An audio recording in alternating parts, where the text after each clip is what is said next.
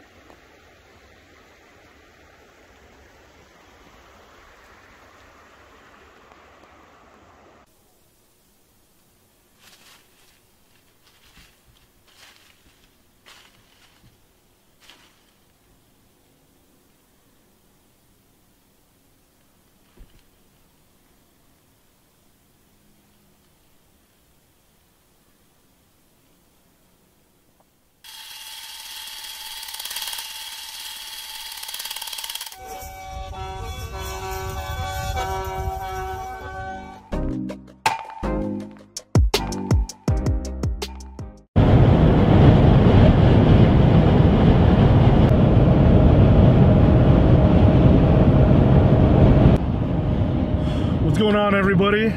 Wild Eats Season A gun opener. We got myself and brother man Hang. It's just us two at deer camp this year.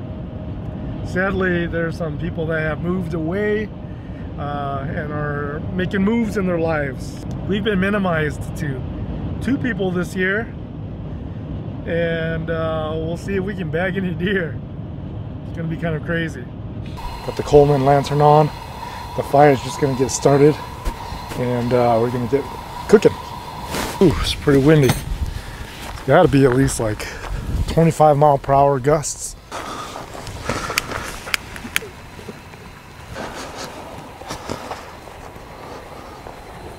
Onion, potatoes, carrots, and some sirloins.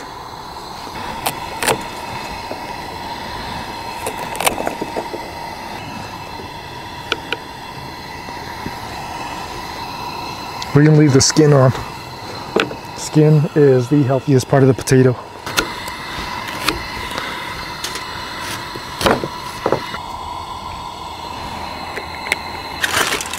Roll them around, throw them down. That's the way I like it. Twerk, smack, dirt, overwork, underpaid. Don't be afraid. In the summer, in the shade, on top my Escalade.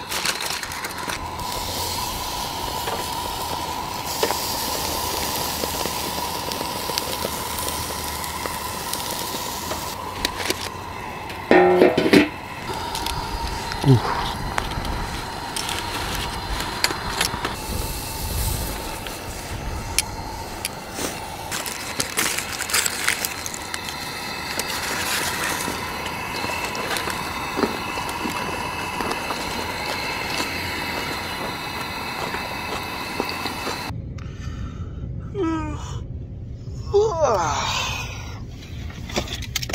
Oh, jeez.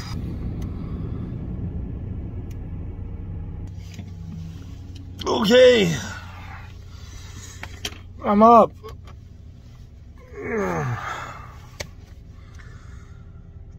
3:32 in the morning. Get hang up. Put some fresh underwear on. Lucky underwear.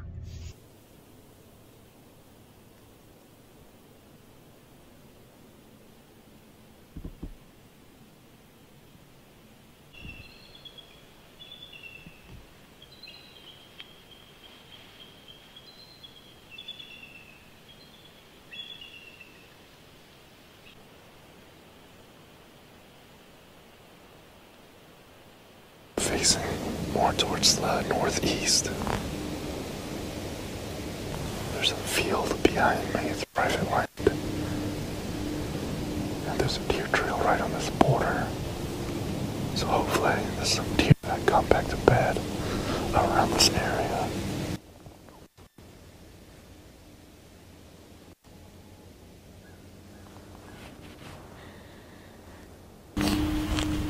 Got some sausage and sticky rice. Just peel it like this and eat it.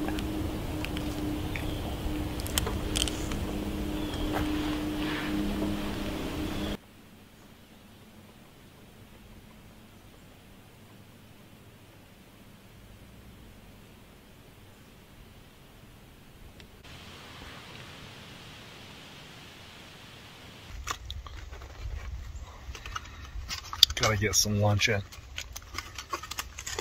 Mắm lọt ya, đây nhung gì.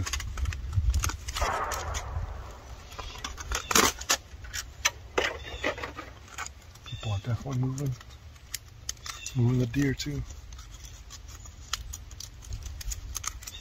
You hear that gunshot, guys? That wasn't us, because we're eating.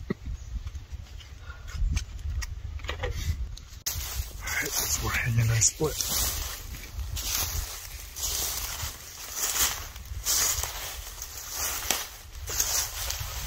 Almost tripped.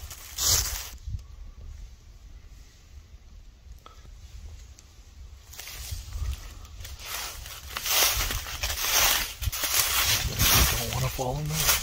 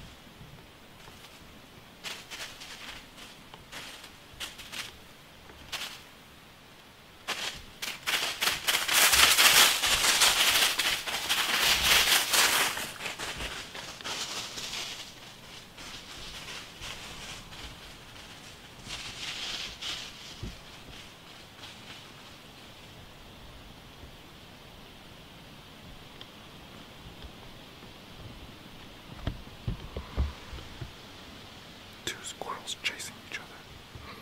I thought it was a big bug.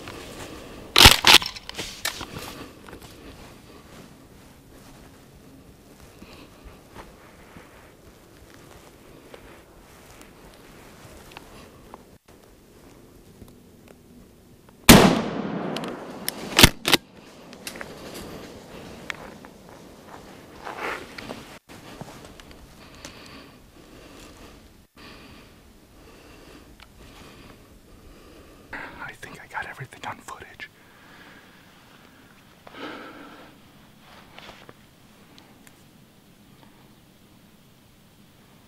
I gotta text Hang real quick.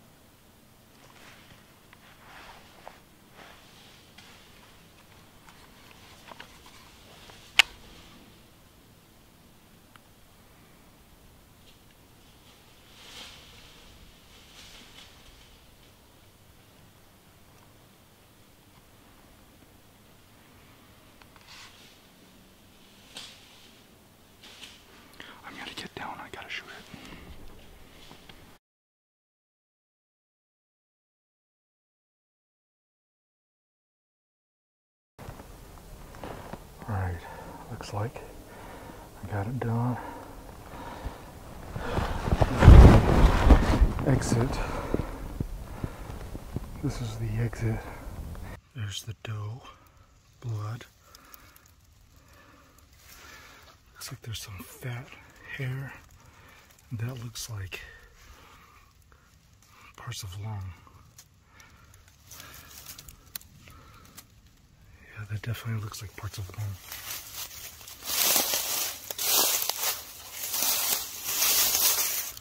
One way to track where the deer is going, if you can see the droplet right there, and then those droplets are facing this way, it's moving that way, the deer's heading that way.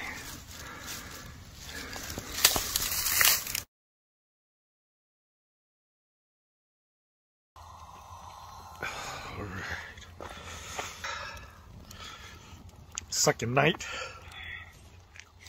Enjoying the ramen noodles. At what, midnight? At midnight.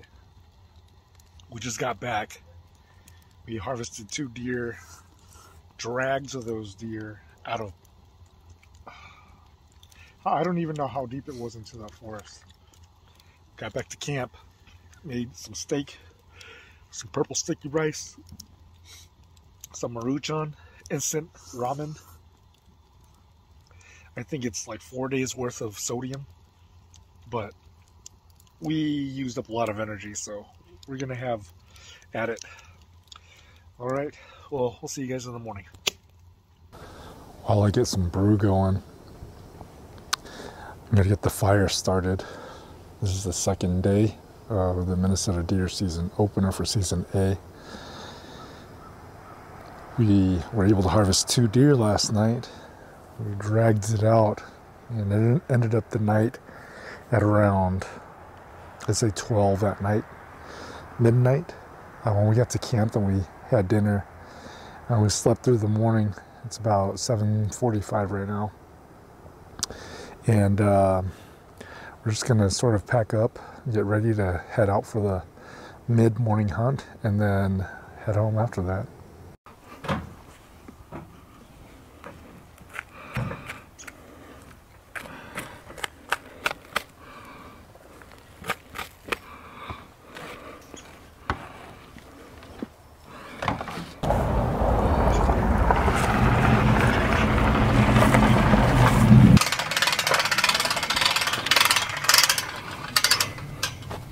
So, this is a very unpopular opinion, but my comment stands. For me, I really don't care about the antlers. Here we go.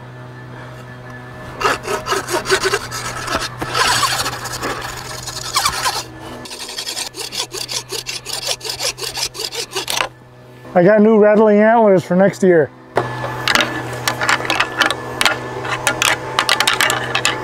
I've been thinking really hard about this, about the situation that happened last night.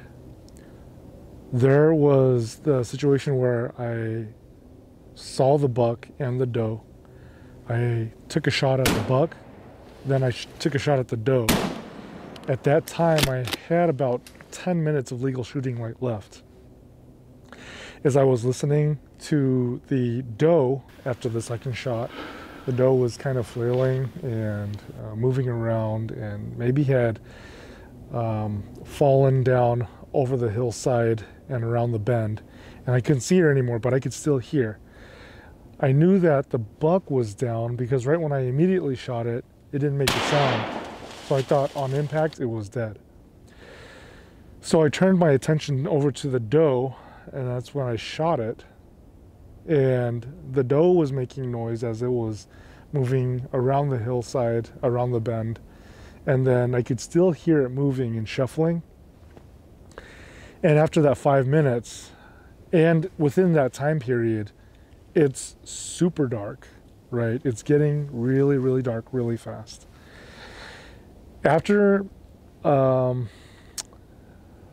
minutes after shooting the deer, I heard a noise behind me, and I noticed that the buck was still alive. So when I had noticed that, I tried to take a shot. When I heard the noise, I turned around and I barely saw tips of the tines and one hoof. The rest of the deer was dark in the dark shrubs, and I couldn't make a positive identification. And I couldn't tell what was beyond that deer, besides the corn that was there. But, you know, I don't want to take that shot. So legally, it was past legal shooting hours, right? So I don't want to get blamed for poaching or taking a deer that was beyond the legal shooting hours. And then the moral and ethical part of this was I owed it to the deer to end the misery, right? And the thing that bothered me the most is I was conflicted because I've never been in a situation where if I was going to be given a citation, that I was going to have my gun, the truck, and my hunting privileges taken away from me. So that was on my mind. Another thing that was on my mind was, and if I were going to get down, I couldn't positively identify the whole body of the deer either. But I didn't want to be 3/4 of a mile inside the forest and trying to go after the deer with a knife. So there were a few things that were going on. And I wanted to hear from the viewers, such as yourself, to see what you would have done in the same situation or similar situation. One takeaway from here is that viewers can read the comments below and see what they could possibly do later on in the future if it happens to them. I have called the local conservation officer and am waiting to see what he or she may say. So I'll update everybody what the conservation officer has replied to me, and I await all of your comments. If you liked this episode of Wild Eats, or if you learned something, please like and comment on what you enjoyed, and also subscribe if you haven't. It'll help provide more videos and footage for you all to enjoy in the future. So I hope to hear from you soon. Take it easy, guys. Wild Eats.